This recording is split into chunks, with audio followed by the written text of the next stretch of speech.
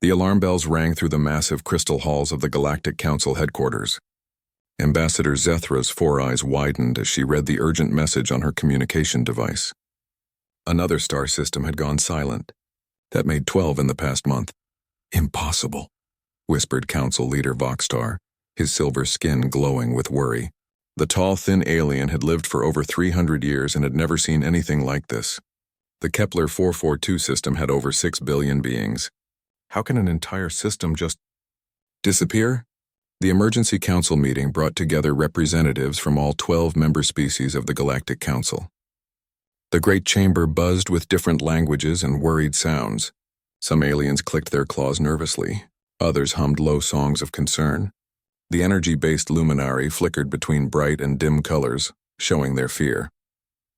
Dr. Melvin, the chief scientist from the collective hive mind, floated forward on his anti-gravity platform. His bug-like features looked serious as he spoke to the group. We have sent probe ships to investigate the silent systems. None have returned. Our most advanced sensors cannot detect what happened to them. What about the early warning systems? Asked Commander Rixtel from the warrior Kregan species. Her scales were bright red with anger. We have the best technology in the galaxy. How did these threats get past our defenses? The answer came from the most unexpected source. A small, round alien named Pipsqueak from the peaceful tender species had been studying old records.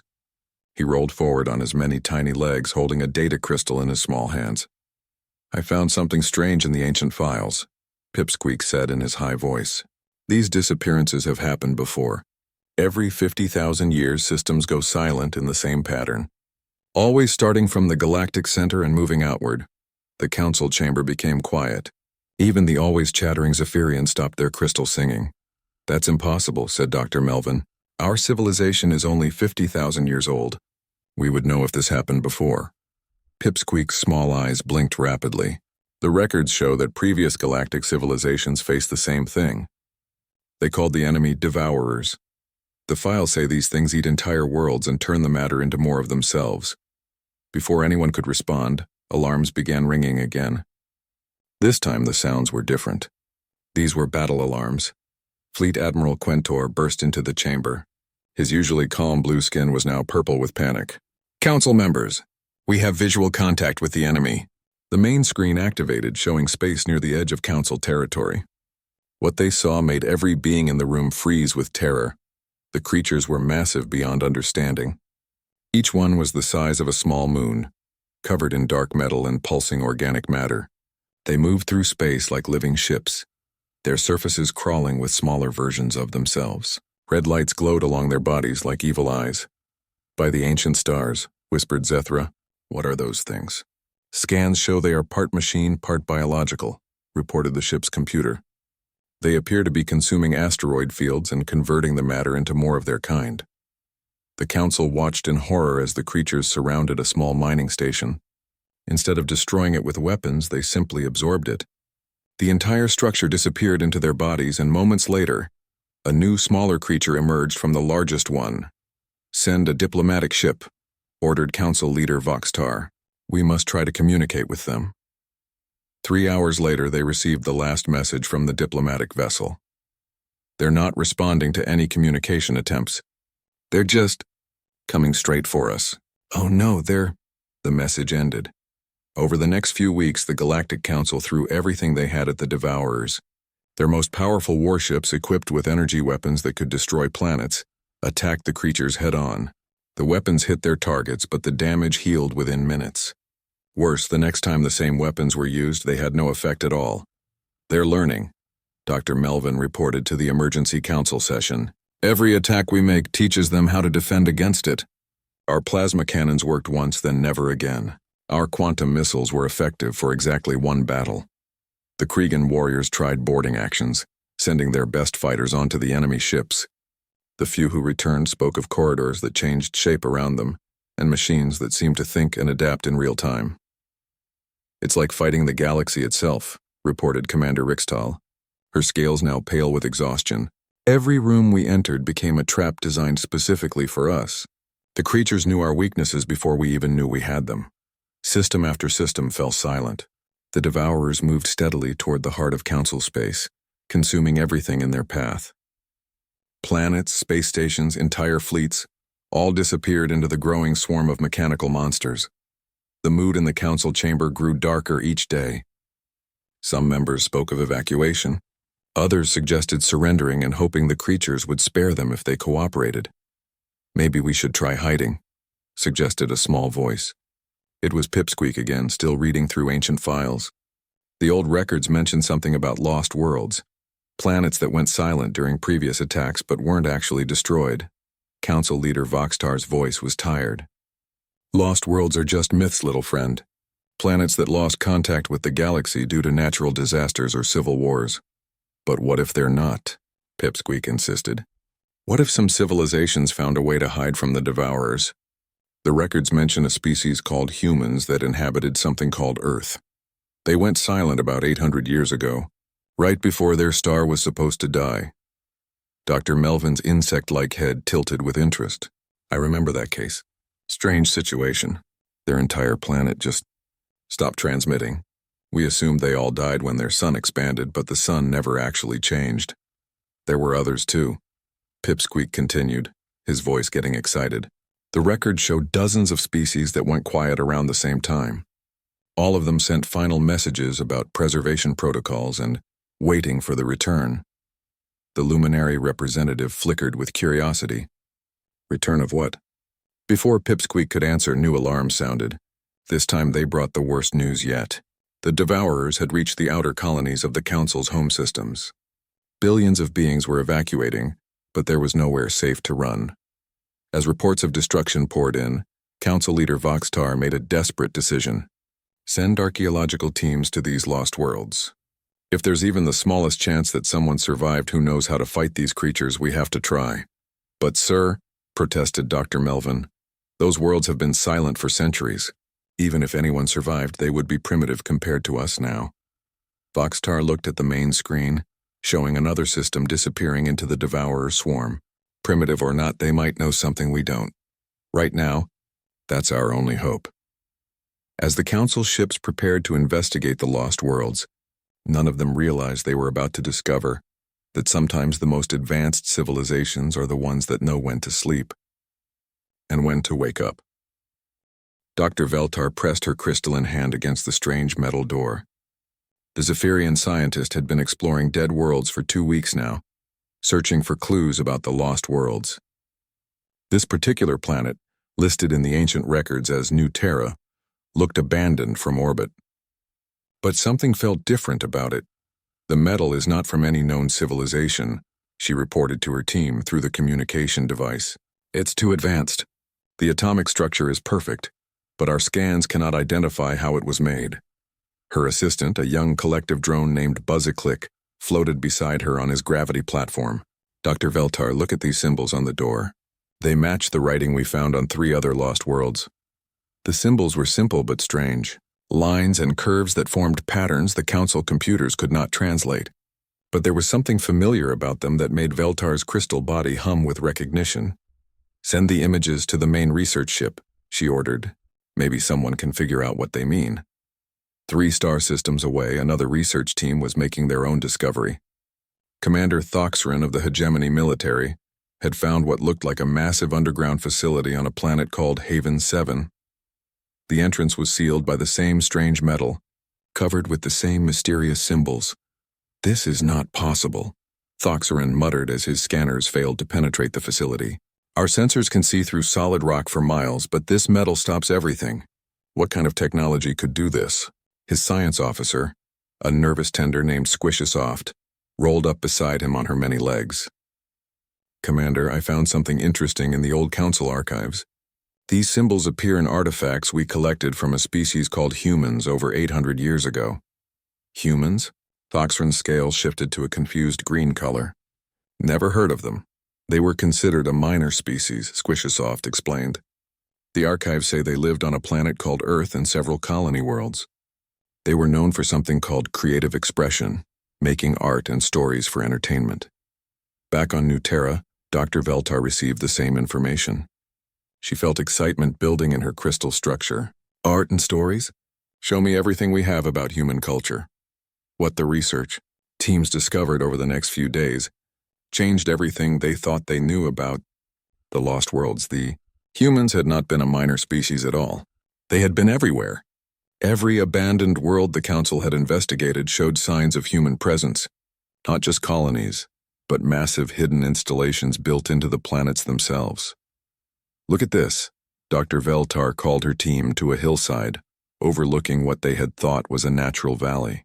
But when she activated her enhanced vision, the truth became clear. The entire valley is artificial. It's a landing bay for ships larger than our biggest dreadnoughts.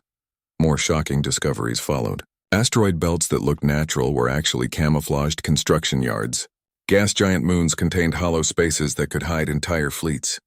Even some stars showed signs of human engineering, tiny changes that would have taken thousands of years to complete. "This is impossible," insisted Buzziclick, his insect wings buzzing with anxiety. "The humans we met 800 years ago barely had space travel. How could they have built all this?" The answer came from an unexpected source. Pipsqueak, still reading through ancient files back at Council headquarters, found a human document that had been stored as a curiosity. It was something called science fiction, stories humans told about imaginary futures.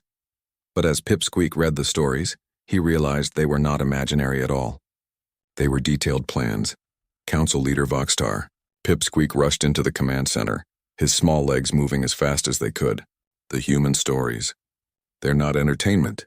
They're instruction manuals. The little alien projected a human document onto the main screen. The title read Generation Ships and Deep Time Strategies for Galactic Survival. "Listen to this," Pipsqueak read aloud. "When faced with extinction-level threats that operate on geological timescales, the optimal strategy is strategic hibernation combined with distributed defensive infrastructure." Council leader Voxtar's silver skin grew pale. "What does that mean in simple terms?" "It means they went to sleep on purpose," Pipsqueak explained. "They built hidden bases all over the galaxy, then went into some kind of stasis to wait for the right time to wake up." Dr. Melvin, listening from his research station, added new information. "We're detecting power signatures from the human facilities. Very faint but consistent. The energy patterns suggest massive cryogenic systems." "Cryogenic systems?" Voxtar repeated. "Artificial hibernation," Dr. Melvin explained. "They froze themselves to stay alive for hundreds or thousands of years." The realization hit the Council like a physical blow. The humans were not dead. They were sleeping. All of them, on dozens of worlds across the galaxy, waiting for something to wake them up. "But why?" asked Zethra, her 4 eyes blinking rapidly. "Why would an entire species choose to sleep for so long?" The answer came from more human documents. Stories about ancient evils that returned in cycles. Tales of sleeping heroes who awakened when their people needed them most. Myths about guardians who watched over the galaxy from hidden places. "They knew," whispered Pipsqueak as the truth became clear. "They knew about the Devourers. They knew they would come back. That's why they went to sleep. They were waiting for this exact moment." Dr. Veltar's voice crackled over the communication system from New Terra. "Council headquarters, we've found something. The metal door has changed. New symbols are appearing." The image she transmitted showed the formerly blank metal surface now covered with glowing symbols. But these were not the strange human markings. These were Council standard, the common language used by all 12 species. The message was simple. Activation protocol initiated. Devourer presence confirmed. Awaiting cultural verification codes. "Cultural verification codes?" Voxtar asked. What could that mean? Pipsqueak was already searching through more human files. "Here, another story about awakening sleeping guardians. It says the codes are hidden in their cultural artifacts, in their music, their art, their literature." "You mean we need to solve puzzles hidden in human entertainment?" Dr. Melvin sounded doubtful. "Not entertainment," Pipsqueak corrected. "Training materials. Every human story about heroes awakening to fight ancient evils. They were all preparing their people for this moment." As if responding to their conversation, more human facilities across the galaxy began showing activation signals. The metal doors remained sealed, but new messages appeared. Phase 1, cultural recognition. Required. Phase 2, threat assessment. Confirmation. Phase 3, Guardian Awakening Authorization. The Galactic Council suddenly found itself in an impossible situation. The most advanced civilizations in the galaxy needed to prove to a primitive species that they were worthy of being saved. But as more reports came in from the research teams, one thing became very clear. The humans had not just hidden themselves away. They had built the most sophisticated defensive network in galactic history, a network that was now awakening after 800 years of patient waiting. The question was, would the humans consider the current Galactic Council worth saving? Or had the galaxy changed too much in their absence? As devourer fleets continued their steady advance toward Council space, alien scientists and historians raced to decode 8 centuries of human culture, hoping to find the keys that would awaken their sleeping guardians. Time was running out and the humans were still dreaming. The breakthrough came at 3 a.m, Galactic Standard Time. Dr. Veltar had been working for 18 hours straight, trying to understand human music patterns when suddenly everything clicked into place. "It's not random," she shouted to her tired research team.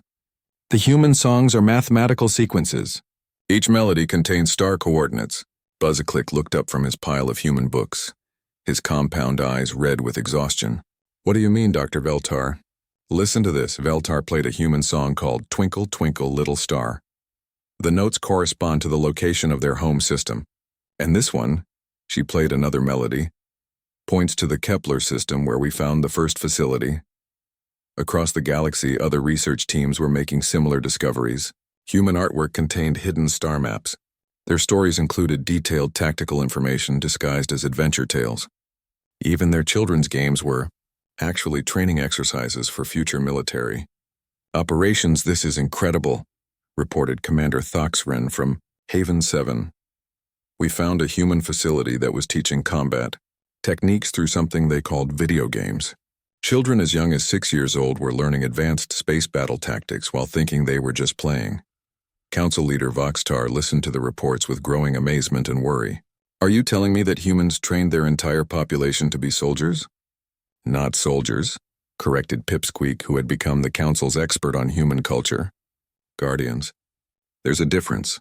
Soldiers fight wars. Guardians protect civilizations." The little alien pulled up a human document called the Long Watch Protocol. According to this, every human knew they might be called upon to defend the galaxy.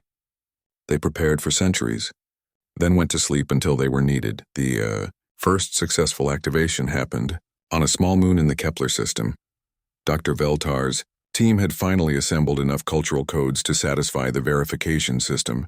The massive metal doors, which had resisted every council technology for weeks, simply melted away like water. Inside, they found chambers stretching deep into the moon's core, row after row of crystalline pods filled with a strange blue liquid, and floating in each pod was a human being, perfectly preserved after 800 years of sleep. "Life signs are strong," reported the medical team. "Whatever preservation technology they used, it's far beyond anything we have." The central pod was larger than the others, and marked with symbols that now made sense to the researchers. It contained a human female wearing what appeared to be a military uniform. Her dark skin had not aged a day, and her expression was peaceful but determined. "This must be their leader," whispered Dr. Veltar. "The first one were supposed to wake up." The awakening process was surprisingly simple. The human facility's computer systems guided them through it step by step. As if the humans had expected alien researchers to be the ones performing the revival. The woman's eyes opened slowly, dark brown eyes that immediately focused with sharp intelligence.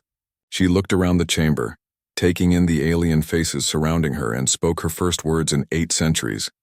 "How many cycles has it been? Did the devourers return from the void as predicted?" The council researchers stood in shocked silence.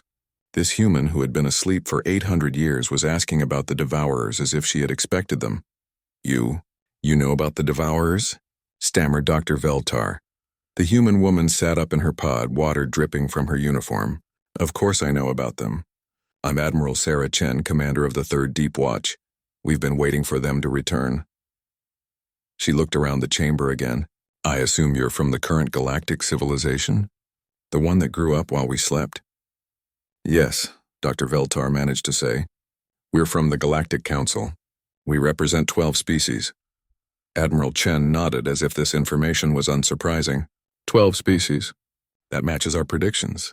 How many systems have the devourers consumed so far?" 37, replied Dr. Veltar, still amazed at the human's calm reaction. Better than expected, Chen said, standing up and walking to a wall panel. Last time they took 50 systems before anyone realized what was happening. She pressed several buttons and screens around the chamber lit up with information. Computer, status report on all Deepwatch installations. A pleasant voice filled the chamber. Admiral Chen, welcome back.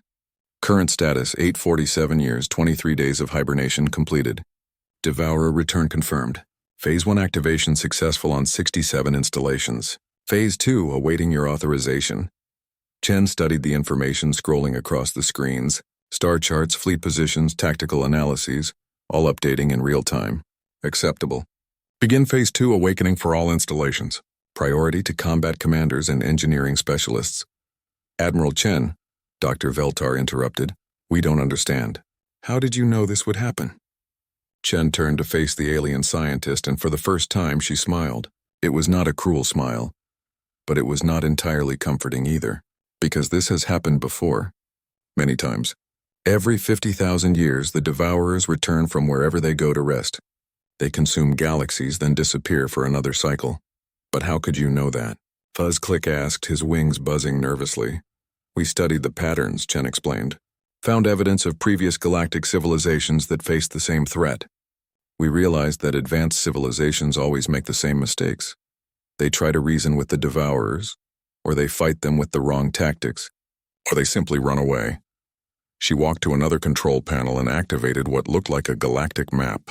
Red dots showed Devourer positions, while blue dots began appearing across the galaxy, human installations coming back to life. We chose a different approach, Chen continued. We studied the enemy for over 200 years, learned everything we could about how they fight, how they think, how they adapt. Then we prepared specifically for them and went to sleep until they returned.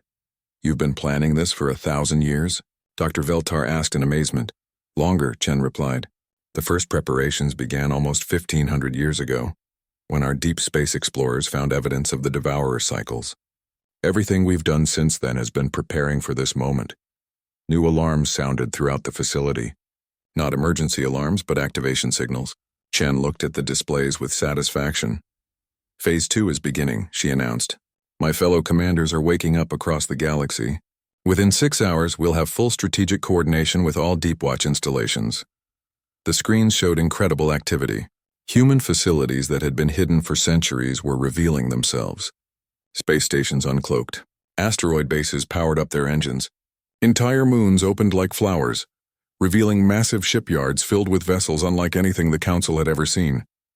This is impossible, whispered Dr. Veltar. How did you hide all of this from us? Chen's expression became serious. We didn't hide it from you. We hid it from the Devourers. Every species that develops advanced scanning technology eventually gets consumed by them.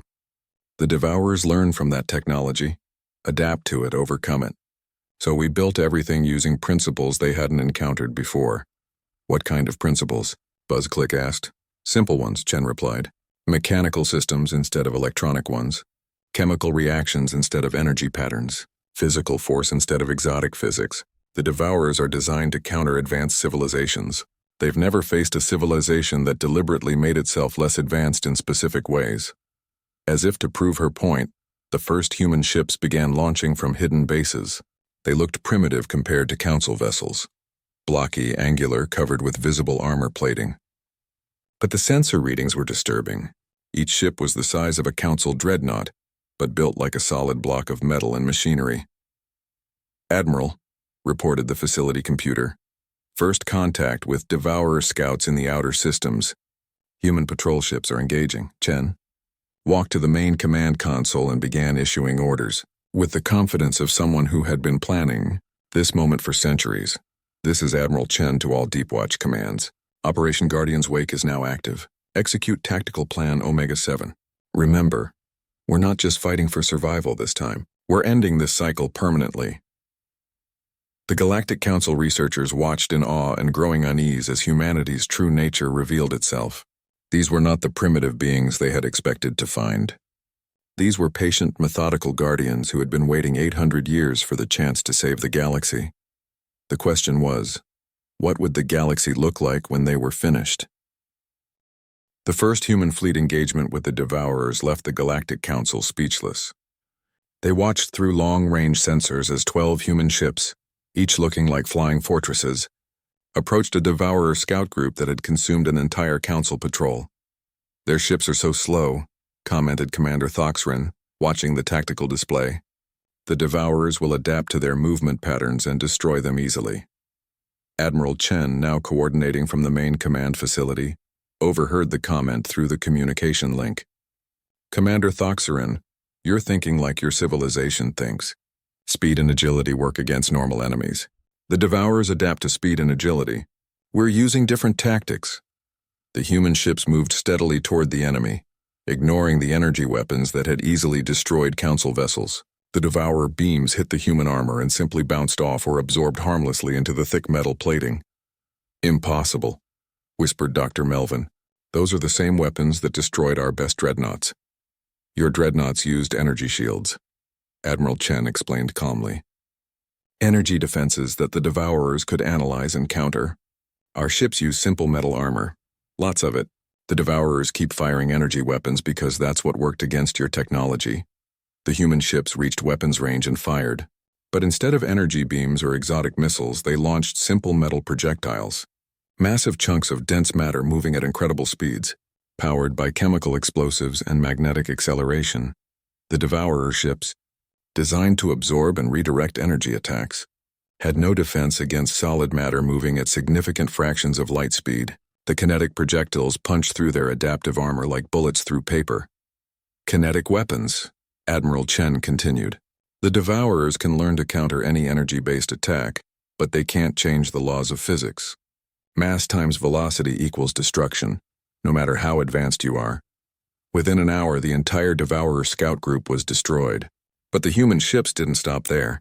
They moved to the debris field and began doing something the Council had never seen before. "What are they doing to the wreckage?" asked Dr. Veltar. "Boarding actions," Chen replied. "We're capturing their technology and converting it for our own use." The Council researchers watched in horror and fascination as human soldiers in thick armor cut their way into damaged Devourer ships. The alien technology tried to adapt to repel the invaders, but the humans were using simple tools, cutting torches, explosives, mechanical devices that the Devourer systems couldn't analyze or counter. "This is barbaric," protested Commander Thoxrin. "Civilized warfare is conducted at a distance with clean energy weapons." "Civilized warfare is why your people are losing," Admiral Chen responded bluntly. "The Devourers have been studying civilized warfare for millions of years. They know how to beat it, but they've never faced people who are willing to get their hands dirty." Over the next few days, human fleets engaged Devourer forces across multiple systems. Every battle followed the same pattern. The Devourers would attack using tactics that had worked against the Council: adaptive energy weapons, learning algorithms, technological absorption. The humans would respond with simple, brutal efficiency: chemical explosives that couldn't be analyzed, solid projectiles that couldn't be redirected, boarding parties that fought with physical tools and personal weapons. Most disturbing of all, human tactical coordination that seemed to anticipate every Devourer response. "How do they know what the enemy will do?"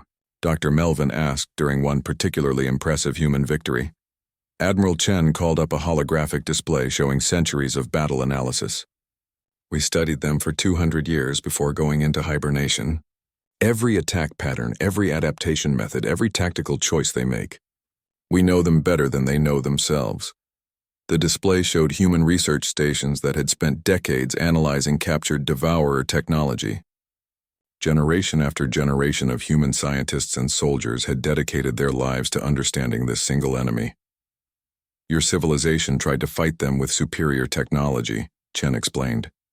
"We fought them with superior preparation, but the humans weren't just winning battles. They were systematically dismantling the Devourer strategy. Every enemy ship they captured was studied, reverse-engineered, and turned into a weapon against its former masters. Human engineers working with tools and methods the Devourers couldn't comprehend were literally rebuilding captured enemy vessels. "This is Lieutenant General Rodriguez," came a report from another human commander. "We've successfully converted 17 Devourer heavy cruisers. Their own adaptive technology is now working for us instead of against us."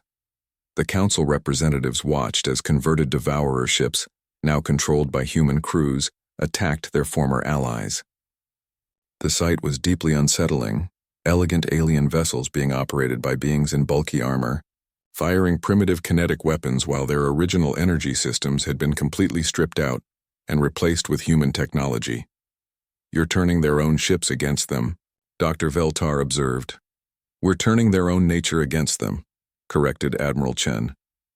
"The Devourers are designed to absorb and adapt to whatever they encounter, but we're feeding them things they can't digest.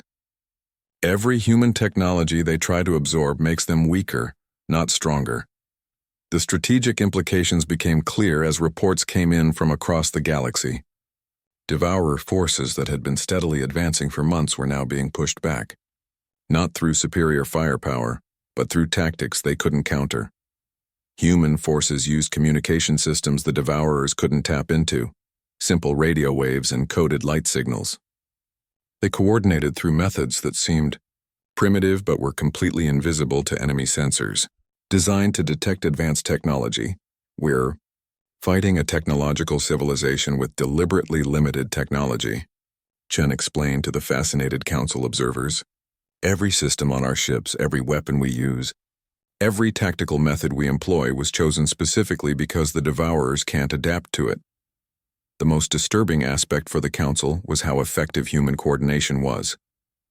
Individual human commanders seemed to anticipate each other's actions perfectly.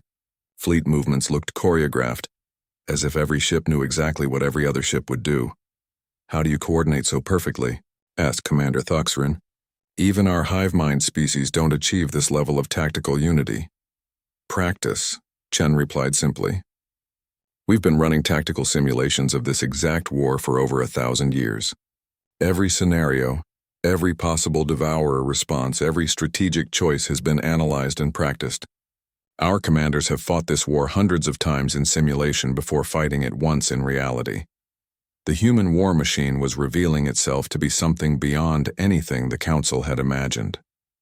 Not just ships and weapons, but an entire civilization that had transformed itself into a weapon designed for one specific purpose: ending the Devourer threat forever. But as human victories mounted, some Council members began to worry about what would happen after the war was won. These humans were not the peaceful, artistic beings they had seemed to be centuries ago. They were patient, methodical, and utterly committed to their mission. "Admiral Chen," Dr. Veltar asked carefully, "what will happen to the galaxy when the Devourers are defeated?" Chen's expression remained calm, but there was something in her eyes that made the alien scientist uncomfortable. "That depends on whether the current galactic civilization can learn from this experience, or whether we'll need to wait for the next one." The Devourer fleets, for the first time in galactic history, were retreating, but as they fell back toward the galactic core, it became clear that the humans had no intention of simply driving them away. Admiral Chen activated a galaxy-wide communication channel, broadcasting to every human installation simultaneously. "All Deepwatch commanders, this is Admiral Chen. Phase 3 is authorized. We're going to end this cycle permanently. Begin final preparations for Operation Eternal Guard." As the human fleets regrouped and began moving toward the galactic center, the Council realized that they were about to witness something that had never happened before in galactic history. The humans weren't just fighting the Devourers. They were hunting them to extinction. The final battle took place in the galactic core, where ancient stars burned with different colors and space itself seemed twisted by forces beyond normal understanding. The Devourer homeworld, if it could be called that, was a massive construct built around a black hole, feeding on stellar matter and converting it into more of their kind. Council ships observed from a safe distance as the human fleet approached the enemy stronghold. What they saw challenged everything they thought they knew about warfare and civilization. "Admiral Chen," Dr. Veltar transmitted from the observation vessel, "our sensors show millions of Devourer ships defending their central facility. Surely you're not planning to attack them directly?" "That's exactly what we're planning," Chen replied calmly. "This is why we prepared for 1,500 years. Not just to drive them away, but to end their threat forever." The human fleet was massive beyond anything the Council had imagined. Ships emerged from hiding places throughout the galaxy, vessels that had been constructed in secret, stored in dimensional pockets, or assembled from components scattered across thousands of systems. The humans had built a war machine that spanned the entire galaxy, but size wasn't their greatest advantage. As the battle began, the Council watched in amazement as human tactics proved effective even against overwhelming numbers. The Devourers threw everything they had at the invading fleet: weapons that could destroy planets, defensive systems that had evolved over millions of years, adaptive technologies that should have been impossible to overcome. The humans countered with methods that seemed almost insultingly simple. When the Devourers fired energy weapons, human ships absorbed the energy in massive capacitor banks and fired it back as kinetic projectiles. When enemy vessels tried to adapt to human weapons, human engineers simply switched to completely different technologies. "They're not using any single weapon system," observed Dr. Melvin, studying the battle data. "Every ship has dozens of different ways to cause damage. Chemical explosives, kinetic weapons, directed electromagnetic pulses, even simple ramming attacks. Variety," Admiral Chen explained. "The Devourers need time to adapt to new threats. We don't give them time. By the time they figure out how to counter one weapon, we're already using 5 others." The most shocking moment came when human boarding parties began attacking the Devourer homeworld directly. Council sensors watched as thousands of humans in environmental suits cut their way into the massive alien construct, fighting with hand weapons against creatures the size of buildings. "This is impossible," whispered Commander Thoxerin. "Individual beings cannot fight those monsters in personal combat." "Watch and learn," Admiral Chen replied. The humans weren't fighting the Devourers with superior strength or speed. They were fighting with superior understanding. Every Devourer creature they encountered was met with precisely the right countermeasure: weapons that exploited specific weaknesses, tactics that turned the enemy's advantages against them. "We know exactly how they think," Chen explained as the battle continued. "Every behavioral pattern, every instinctive response, every adaptive method. We've been studying them longer than they've been studying us." The final phase of the battle revealed the true scope of human preparation. Deep inside the Devourer homeworld, human engineering teams began installing massive devices that Council sensors couldn't identify. "What are those machines?" asked Dr. Veltar. "Conversion engines," Chen replied. "The Devourers consume matter and energy to create more of themselves. These devices reverse the process. They convert Devourer technology back into base matter and energy." The effect was immediate and terrifying. The massive alien construct began collapsing in on itself as the conversion engines spread throughout its structure. Millions of years of accumulated Devourer technology was being systematically dismantled and converted into harmless matter. "You're destroying their entire civilization," Dr. Melvin said, his voice filled with shock. "Yes," Admiral Chen confirmed without emotion. "That was always the plan. The Devourers can't be negotiated with, can't be contained, and can't be allowed to survive. They're a galactic extinction event that occurs every 50,000 years. We're ending the cycle." As the Devourer homeworld collapsed, the remaining enemy fleets throughout the galaxy began shutting down. Without their central coordination system, the individual Devourer ships became just machines, following simple programmed behaviors that human forces easily countered. Within days, the threat that had terrorized the galaxy for millions of years was eliminated, but the Council's relief was tempered by a growing unease about their human saviors. Admiral Chen, Council Leader Voxtar, transmitted from the Council homeworld. "The Galactic Council would like to offer humanity full membership in our civilization. We can provide you with advanced technology, comfortable worlds to colonize, and leadership positions in our government." Chen's response was polite but firm. "Thank you, Council Leader, but we must decline." "Decline?" Voxtar sounded confused. "But you've saved the galaxy. You deserve to be rewarded and honored." "We didn't save the galaxy for rewards or honor," Chen explained. "We saved it because it was our duty as guardians. Now that duty is complete and we have new responsibilities." The human fleets were already beginning to disperse. Some ships headed for the edges of galactic space, carrying conversion engines to eliminate any remaining Devourer outposts. Others returned to their hidden bases, beginning the process of returning to hibernation. "You're going back to sleep?" Dr. Veltar asked in amazement. "Not all of us," Chen replied. "Some will remain awake to monitor the galaxy and maintain our defensive systems. But most of us will return to hibernation until we're needed again." "Needed for what?" Pipsqueak asked from his research station. The Devourers are gone. Chen's expression grew serious. The Devourers were not the only threat the galaxy faces. Our deep space monitors have detected other dangers. Things from outside this galaxy that make the Devourers look simple by comparison. There are also potential threats from within, civilizations that might develop into galaxy-ending problems if left unchecked. The implications were disturbing. The humans hadn't just prepared to fight the Devourers. They had prepared to defend against any threat that might endanger galactic civilization. So you'll be watching us? Commander Thoxrin asked. We've always been watching, Chen replied calmly. For the past 800 years, while you thought we were extinct, we've been monitoring your development. We know about every war you've fought, every technological advancement you've made, every decision your leaders have taken. Dr. Veltar felt a chill run through her crystalline structure. And if you had decided we weren't worth saving? Chen's pause was long enough to be uncomfortable. That would have been unfortunate for everyone involved. As the human forces completed their withdrawal, Admiral Chen transmitted a final message to the Galactic Council. You are not our subjects or our responsibility, she said. You are a free civilization with the right to make your own choices. But you are also under our protection now, whether you want it or not. We hope you will use the time we've bought you wisely. What do you mean by that? Foxtar asked. The galaxy is a dangerous place, Chen explained. Threats will always exist. The Devourers are gone, but other dangers will arise. You have a choice. You can develop the wisdom and strength to protect yourselves, or you can remain dependent on guardians like us. The human installations across the galaxy began powering down, their energy signatures fading as they returned to hibernation mode. But now the Council knew they were there, watching, waiting, ready to awaken if needed. How long will you sleep this time? Dr. Veltar asked. Until you no longer need us, Admiral Chen replied. Or until something worse than the Devourers comes looking for this galaxy.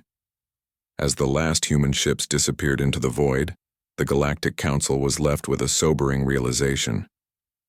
They had never been the masters of the galaxy they thought themselves to be.